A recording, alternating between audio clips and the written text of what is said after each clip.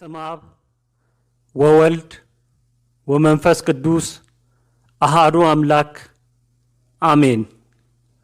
ነሐሴ 7 ጽንሰታ ለማርያም። ነሐሴ 7 የአምላክ እናት የጽንሰቷ በዓል በቤተ ክርስቲያናችን በድምቀት ይከበራል።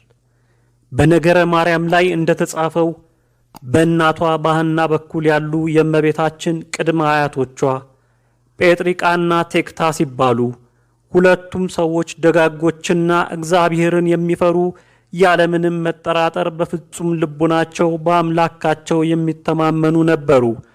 እነርሱም በጊዜው ይህ ቀራችሁ የማይባሉ ባለጠጎች ነበሩ። ከሀብታቸው ብዛት የተነሳ ወርቁን ብሩን እንደ ዋንጫ እያሰሩ በላሙ በበሬው ቀንድ ላይ ይሰኩት ነበር። ይህን ያህል አቅርንተ ወርቅ አቅርንተ ብሩር እየተባለ ይቆጠር ነበር። የእንቁ ጽዋ እንኳ 70-80 ያህል ነበራቸው ይላል።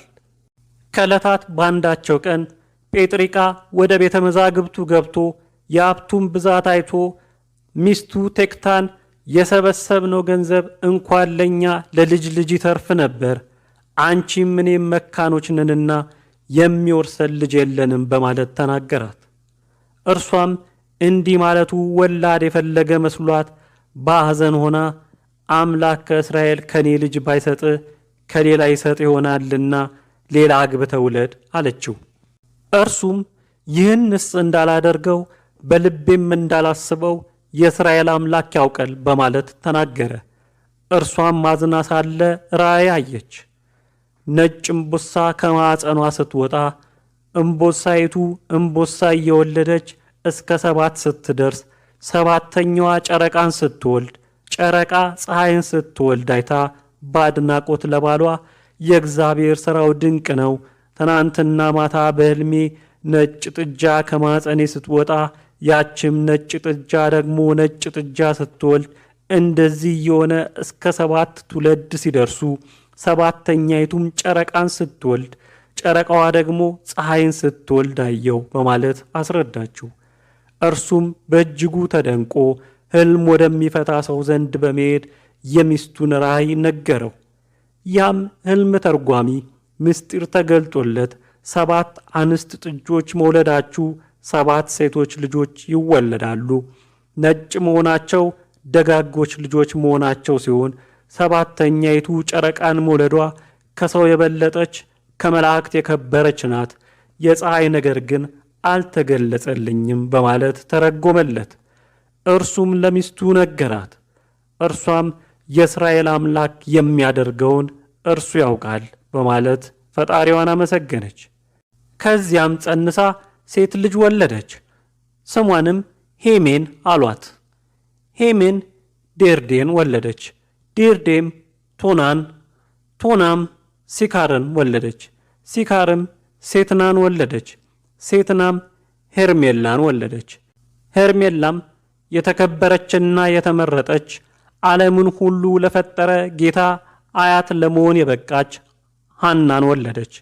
የዝማሬና የትንቢት ጸጋ ከእግዚአብሔር የተሰጡት ክቡር ዳዊት ስለ ቅድስት ድንግል ማርያም ክብር በተለይም ስለ ሥርወ ልደቷ አስቀድሞ መንፈስ ቅዱስ ገልጾለት በመዝሙር 86 ላይ መሰረቶቿ በተቀደሱ ተራሮች ላይ ናቸው በማለት የእመቤታችን ሥርወ ልደት ከቤተ መንግሥት ከቤተ ክህነት ከሆኑት ከተቀደሱት ከቅዱሱ ኢያቄምና ከቅድስቲቱ ሐና የመሆኑን ነገር በምሳሌ ገለጸው።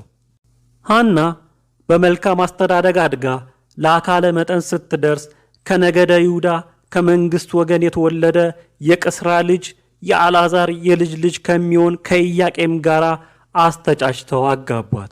ሐናና ኢያቄም እግዚአብሔርን የሚወዱ በሕጉ የሚኖሩ ደጋጎችና አምላክም የመረጣቸው ሲሆኑ ሐና መካን በመሆኗ ምክንያት ሁለቱም ወደ ቤተ እግዚአብሔር ዕለት ዕለት በመሄድ ለዓይናቸው ማረፊያ ለልባቸው ተስፋ የሚውል ልጅ እንዲሰጣቸው ይለምኑ ነበር።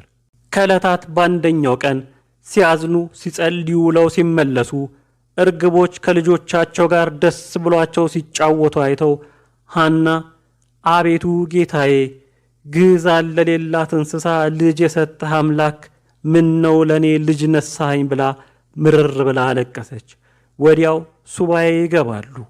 ኢያቄም ወደ በረሃ ሄዶ ሲጸልይ፣ ሐና ደግሞ በቤቷ ዙሪያ ባለው የተክል ቦታ ሱባኤ ያዘች። በሱባኤያቸው ፍጻሜ ሁለቱም ራእይ አይተው ተነጋግረዋል። ኢያቄም ሰባቱ ሰማያት እንደ መጋረጃ ተገልጠው ከላይኛው ሰማይ ላይ ነጭ ወፍ ወርዶ በራሴ ላይ ሲቀመጥ አየው ብሎ የተገለጸለትን ለሐና ነግሯታል። ይኸውም የራእዩ ምስጢር ወፍ የተባለው አካላዊ ቃል ክርስቶስ ሲሆን ነጭነቱ ንጽሐ ባህሪው ነው። ከላይ ወርዶ በራሴ ላይ ሲቀመጥ አየው ማለቱ የኢያቄምን ባህሪ እንደሚያደርግ ሲያጠይቅ ሲሆን ሰባቱ ሰማያት የተባሉ የጌታችን ምልአቱ፣ ስፋቱ፣ ርቀቱ፣ ልዕልናው እበዩ ናቸው። ሐናም ተገልጾላት ለባሏ ነጭ ርግብ መታ በራሴ ላይ ተቀምጣ ከራሴ ላይ ወርዳ በጆሮዬ ገብታ በማዕፀኔ ስትተኛ አየው ብለዋለች። ይህ የራእይ ምስጢር ርግብ የተባለች እመቤታችን ቅድስት ድንግል ማርያም ስትሆን ነጭነቷ፣ ንጽህናዋ፣ ቅድስናዋ፣ ዘላለማዊ ድንግልናዋ ነው። ነጭ ርግብ መታ በራሴ ላይ ተቀምጣ ከራሴ ላይ ወርዳ ወደ ጆሮዬ ገብታ በማዕፀኔ ስትተኛ አየው ማለቷ ብስራተ ገብርኤልን በጆሮዋ ሰምታ በግብረ መንፈስ ቅዱስ አምላክን የምትጸንሰውን ንጽሕት ርግብ የተባለችውን እመቤታችንን የምትወልድ መሆኗን ሲያጠይቅ ነው። ኢያቄምና ሐና ይህንን ራእይ ሐምሌ 30 ቀን ካዩ በኋላ ወንድ ልጅ ብንወልድ ወጥቶ ወርዶ ይርዳን አንልም፣ ለቤተ እግዚአብሔር አገልጋይ ይሆናል። ሴትም ብንወልድ ለቤተ እግዚአብሔር መጋረጃ ፈትላ ትኑር ብለው ስዕለት ከተሳሉ በኋላ ራእይ አየን ብለው ዕለቱኑ አልተገናኙም። አዳምንና ሔዋንን ብዙ ተባዙ ምድርንም ሙላት ብሎ የተናገረው አምላክ ለእኛም ይግለጽልን ብለው ዕለቱኑ አልጋ ምንጣፍ ለይተው እስከ 7 ቀን ድረስ ለየብቻቸው ሰነበቱ። ነሐሴ በባተ በ7ኛው ቀን ከሰው የበለጠች ከመላእክት ሁሉ የከበረች ልጅ ትወልዳላችሁ ብሎ መልአኩ ቅዱስ ገብርኤል ለሐና ነግሯት በፈቃደ እግዚአብሔር በብስራተ መልአክ እመቤታችን ነሐሴ 7 እሁድ ተጸንሳለች። በእናቷ ማኅፀን ሳለችም እግዚአብሔር መንፈስ ቅዱስ ጥንታ አብሶ ባመጣው መርገም እንዳትያዝ ጠብቋታል።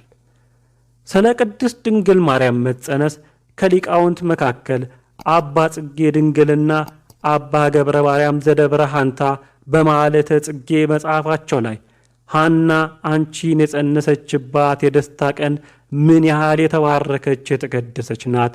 ኢያቄምም ለሕይወት አንቺን ያፈራባት ቀን ምን ያህል የተባረከች የተቀደሰች ናት። አንዲቱ ርግቤ ማርያም አንቺ ዓለም ሁሉ መድኃኒት ሆነሻልና ታምርሽን አመሰግናለሁ በማለት ዓለምን ሁሉ በደሙ ፈሳሽነት ያዳነ ንጉሣችን ፈጣሪያችን ክርስቶስን በድንቅ ታምር ማኅተመ ድንግልናዋ ሳይለወጥ የወለደችን ምክንያተ ዲን ርግበ ሰለሞን የተባለች የቅድስት ድንግል ማርያም የመጸነሷን ነገር በአድናቆት ገልጸዋል። ታላቁ ሊቅ አባ ጊዮርጊስ ዘጋስጫም በአርጋኖን መጽሐፉ ላይ የዜና ጽንሰቷን ነገር ሲገልጽ አሁንም የእግዚአብሔር የጸጋ ልጆችና የቅድስት ቤተ ክርስቲያን ማኅበሮች ሆይ ይህችን የተባረከችና የተመረጠች ሙሽራ የወለዱልንን ኢያቄምንና ሐናን እናመስግናቸው። የማትነቀፍ የእስራኤል ድንግልን የተባረከቿን ፍሬ ያፈራችበትን ንጽሕት የምትሆን የሩካቤያቸው ዕለት እንደምን ያለች ዕለት ናት! ከይሁዳ ወገን ለሆነች ንጽሕት ርግብ መጸነስ በእግዚአብሔር ፈቃድ የተደረገ የጾታዊ ተዋህዷቸው ቀን ይህች እንዴት ያለች የተመረጠች ቀን ናት! ለንጉሥ ማደሪያ አዳራሽ መመስረት የተደረገባት የደስታ ቀን እንዴት ያለች ቀን ናት! በማለት የጽንሰቷን ነገር አድንቋል። ሊቁ አባ ሕርያቆስም በቅዳሴ ማርያም መጽሐፉ ላይ ድንግል ሆይ በኃጢአት ፍትወት የተጸነሽ አይደለሽም፣ በሕግ በሆነ በሩካቤ ከሐና ከኢያቄም ተወለድሽ እንጂ በማለት ቅድስት ድንግል ማርያም ጥንተ ኃጢአት ካመጣው መርገም በጽንሰቷ ጊዜ እንዳትያዝ በመንፈስ ቅዱስ ጸጋ የተጠበቀች መሆኑን ተናግሯል። ከ6 ወርም በኋላ ያና ጽንሷ እየታወቀ ሲመጣ ጎረቤቶቿ መጽነሷን ይረዱ ዘንድ በአድናቆት ማጸኗን ይዳስሱ ነበር። በተለይም ዓይኗ የታወረ የሐና ዘመዷ የአርሳባል ልጅ የምትሆን አንዲት ሴት የሐናን ማጸን ዳሳ ዓይኗን ብትነካው በርቶላት በታላቅ ደስታ ሆና ሐና ሆይ ብፅዓን ይገባሻል፣ ዓለም ከተፈጠረ ጀምሮ እንዳንቺ በማጸኑ የዕውራንን ዓይን የሚያበራ የለምና በማለት አመስግናታለች። ከዚህ በኋላ ዝናዋ በአገር ሁሉ ተሰምቶ ሕሙማን ሁሉ ማጸኗን እየዳሰሱ ይፈወሱ ነበር። አባ ጽጌ ድንግልና አባ ገብረ ማርያም ዘደብረሃንታ በማኅሌተ ጽጌ መጽሐፋቸው ላይ ይህንን ሲገልጹ ሳርን የሆነው እኔ የኪሩቤልን አንደበት ገንዘብ አድርጌ ታምርሽን በመንገር በማስተማር ባልፈጽምም፣ ነገር ግን ማርያም የተሸከመችሽን ማዕፀን አመሰግናለሁ። መድኃኒት አንቺን ጸንሳ ሳለች እርሷን የዳሰሷትን ድውያንን ሁሉ ተፈውስ ነበር በማለት እመመድህን ዓለም ገና ሳትወለድ የተሠራውን ድንቅ ታምር አመስግነዋል። ይህ የቅድስት ድንግል ማርያም የጽንሰት በዓል በመላው ዓለም የሚታወቅ ሲሆን ጥንታዊት ሐዋርያዊት የሆነችው የኢትዮጵያ ኦርቶዶክስ ተዋሕዶ ቤተ ክርስቲያናችን የአምላክ እናት የተጸነሰችበትን ይህንን በዓል ነሐሴ 7 ቀን በታላቅ ድምቀት በማኅሌት በቅዳሴ የምታስበው ሲሆን በዓሉም ጽንሰተ ለማርያም በማለት ይታወቃል። የእመቤታችን ምልጃዋ በረከቷ በሁላችን ላይ ይደርብን። ከበዓሉ በረከት ያሳትፈን። አሜን።